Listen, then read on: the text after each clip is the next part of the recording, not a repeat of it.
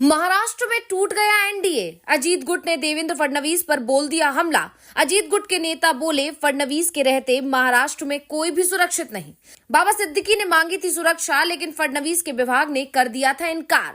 NCP के आरोपों से बैकफुट पर आए फडणवीस, शुरू हुई इस्तीफे की मांग। महाराष्ट्र के पूर्व मंत्री और एनसीपी नेता बाबा सिद्दीकी की जान उनकी बुलेट प्रूफ कार के अंदर ले ली गई। शूटर पहले से ही घात लगाए हुए थे। निशाने पर बाबा सिद्दीकी और उनका बेटा जीशान दोनों ही थे।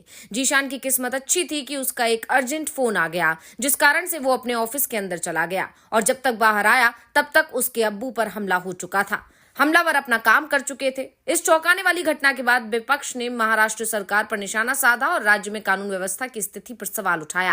राज्य में अगले महीने विधानसभा चुनाव प्रस्तावित हैं और सबसे बड़ी बात यह है कि बाबा सिद्दीकी सत्ताधारी पार्टी एनसीपी के नेता थे, अजीत पवार के करीबी थे। उनके बेटे जीशान कांग्रेस से विधायक हैं और ये बात तय मानी जा रही थी कि इस बार मुंबई की बांद्रा सीट से जीशान एनसीपी के टिकट पर चुनावी मैदान में उतरेंगे।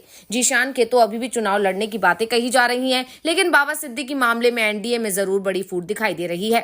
अजीत पवार ने तो सीधे सीधे देवेंद्र फडणवीस को ही अपने निशाने पर ले लिया है, जिससे महाराष्ट्र में एनडीए टूटता बिखरता दिखाई दे रहा है। तो क्यों अजीत पवार ने अचानक देवेंद्र फडणवीस के खिलाफ अपने तेवर किए सख्त, इसी पर आज हम अपनी स्पेशल रिपोर्ट में करने जा रहे हैं बात। इस वीडियो को आखिर तक जरूर देखें। तो आपको बता दें कि बाबा सिद्दीकी को वाई श्रेणी की सुरक्षा उपलब्ध कराई गई थी। ये सुरक्षा उनको लगातार मिल रही धमकियों के चलते ही दी गई थी, लेकिन ये कहने को ही 22 श्रेणी की सुरक्षा थी, क्योंकि जब बाबा पर हमला हुआ तो उन्हें बचाया ही नहीं जा सका। हमलावरों का सामना भी सुरक्षा वालों ने नहीं किया। सवाल उठ रहे हैं कि जब बाबा की जान संकट में थी, उन्हें 22 श्रेणी की सुरक्षा मिली हुई थी, बाबा जिस गाड़ी में थे वो भी बुलेट प्रूफ थी, फिर भी हमलावर अपने काम को अंजाम देने में कामयाब आखिर कैसे हो गए? तो अब सरकार की तरफ से कहा जा रहा है कि किसी को नहीं छोड़ेंगे। पहले कहा गया कि मामले में 3 लोग शामिल थे, 3 लोगों को गिरफ्तार भी कर लिया गया है। फिर यह संख्या 4 बताई गई और अब कहा जा रहा है कि 10-12 लोग थे। लॉरेंस बिश्नोई की तरफ से इस मामले में अपना हाथ होने का ऐलान भी कर दिया गया और इसे लेकर लंबा चौड़ा पोस्ट सोशल मीडिया पर भी डाल दिया गया है। लेकिन सवाल यहाँ लॉरेंस बिश्नोई का नहीं बल्कि बाबा सिद्दीकी का है। कैसे जेल में बैठा एक डॉन किसी की भी जान से खेल गया और पुलिस कुछ भी नहीं कर पाई? अब अजीत गुट ने इसे लेकर अपनी ही सरकार को घेर लिया है। निशाने पर सीधे सीधे देवेंद्र फडणवीस आ गए हैं। देवेंद्र फडणवीस महाराष्ट्र के गृह मंत्री भी हैं। ऐसे में सुरक्षा का मामला उनके पास में ही है और एनसीपी के बड़े नेता पर हुए हमले ने महाराष्ट्र की कानून व्यवस्था की स्थिति की पोल खोलकर रख दी है। अजीत पवार ने भले ही ये कहा है कि इस मामले से उन्हें बेहद बड़ा झटका लगा है, लेकिन हम इसे लेकर राजनीति नहीं करना चाहते। लेकिन अजीत की पार्टी ने तो सरकार पर सवाल खड़े कर दिए हैं। ऐसे में सवाल उठ रहे हैं कि बाबा सिद्दीकी की जान लेने के मामले में क्या एनडीए में फूट पड़ गई है? बाबा सिद्दीकी को लेकर महाराष्ट्र के डिप्टी सीएम अजीत पवार के एनसीपी ने देवेंद्र फडणवीस के नेतृत्व वाले गृह विभाग को मुंबई में मौजूद चिंताजनक सुरक्षा स्थिति के लिए जिम्मेदार ठहराया। एनसीपी के प्रवक्ता अमोल मिटकरी ने कहा कि महाराष्ट्र में एनसीपी नेता की जान लेने का यह दूसरा मामला है। बाबा सिद्दीकी एक बड़े नेता थे। करीब 15 दिन पहले उन्हें धमकी भरा फोन आया था। उन्होंने पुलिस से सुरक्षा मांगी थी, लेकिन उन्हें सुरक्षा मुहैया नहीं कराई गई, जिसके कारण हमलावर अपने काम को अंजाम देने में कामयाब हो गया। बाबा का जाना हमारी पार्टी के लिए एक बड़ा झटका है। ये घटना मुंबई में व्याप्त चिंताजनक सुरक्षा स्थिति को उजागर करती है। अगर ऐसी घटना किसी आम आदमी के साथ होती तो वो समझ सकते थे, लेकिन एक पूर्व मंत्री की जान लेने के मामले से साफ है कि राज्य का गृह विभाग लोगों को सुरक्षा उपलब्ध नहीं करा सकता। अगर मुंबई पुलिस ने बाबा सिद्दीकी की मिली धमकी को गंभीरता से लिया होता तो ये दिन देखने को नहीं मिलता।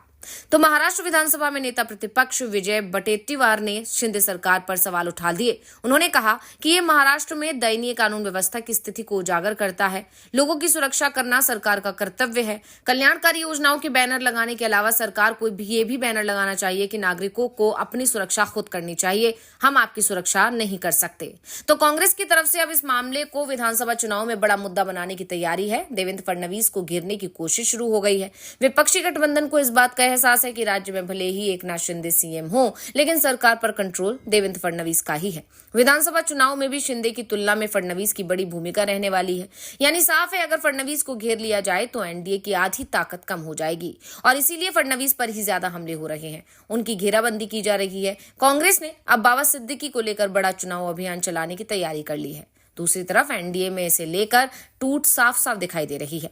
बीजेपी को अकेले ही पूरे विपक्ष का सामना करना पड़ रहा है। यहां तक कि उसकी सहयोगी पार्टी एनसीपी ने भी विपक्ष की ही लाइन अपनी ही सरकार पर निशाना साधा जा रहा है। वैसे ये भी कहा जा रहा है कि जिस तरह से कुछ दिनों पहले देवेंद्र फडणवीस ने अजीत पवार के खिलाफ सीधा हमला बोल दिया था, कह दिया था कि उनके चलते ही लोकसभा चुनाव में एनडीए का प्रदर्शन खराब रहा था। अगर अजीत पवार अपने वोट एनडीए के खाते में डलवा देते तो परिणाम कुछ और होते। और अब अजीत गुट सरकार में होते हुए भी देवेंद्र फडणवीस को तीखा जवाब दे रहा है, जिससे एक बात साफ दिखाई दे रही है। महाराष्ट्र में अजीत पवार, एकनाथ शिंदे और देवेंद्र फडणवीस भले ही मिलकर सरकार चला रहे हों, लेकिन तीनों के बीच में टकराव तेज होता जा रहा है, जिससे चुनाव से पहले ही एनडीए बिखरता दिखाई दे रहा है।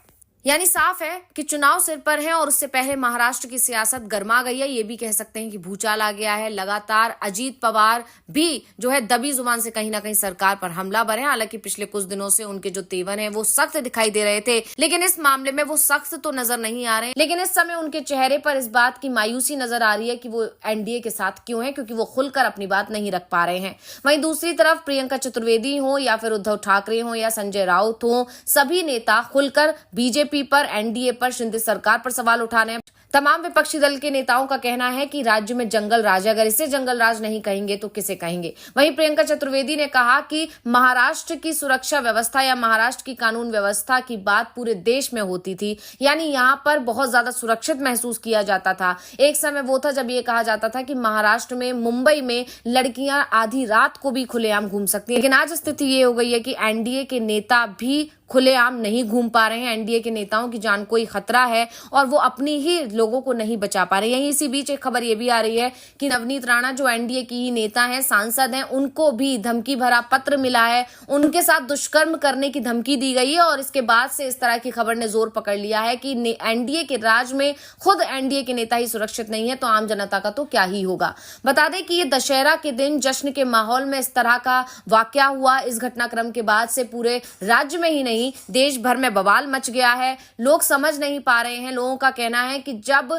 सरकार में रहने वाले लोग, जिनके पास बाय कैटेगरी की सुरक्षा है, वो लोग सुरक्षित नहीं है तो आम जनता का क्या होगा। इस तरह के आरोप अब विपक्ष की तरफ से एनडीए सरकार पर लगाए जा रहे हैं। लगातार देवेंद्र फडणवीस के इस्तीफे की मांग हो रही है। संजय राउत ने तो साफ साफ कह दिया कि अगर देवेंद्र फडणवीस खुद से इस्तीफा नहीं दे रहे हैं तो राज्यपाल को अब उनसे इस्तीफा ले लेना चाहिए। यानी उन्होंने साफ साफ इशारा कर दिया कि देवेंद्र फडणवीस से गृह मंत्रालय संभल नहीं रहा है, राज्य संभल नहीं रहा है और सुरक्षा व्यवस्था के मामले में देवेंद्र फडणवीस पूरी तरह से फेल हो चुके हैं। यानी इस एक मामले ने चुनाव से पहले बीजेपी की और एनडीए सरकार की जबरदस्त किरकिरी करवा दी है, क्योंकि अब कभी भी चुनाव का ऐलान हो सकता है और चुनाव के ऐलान के बीच में इस तरह की घटना का होना अपने आप में एनडीए सरकार की मुश्किलें बढ़ा रहा है।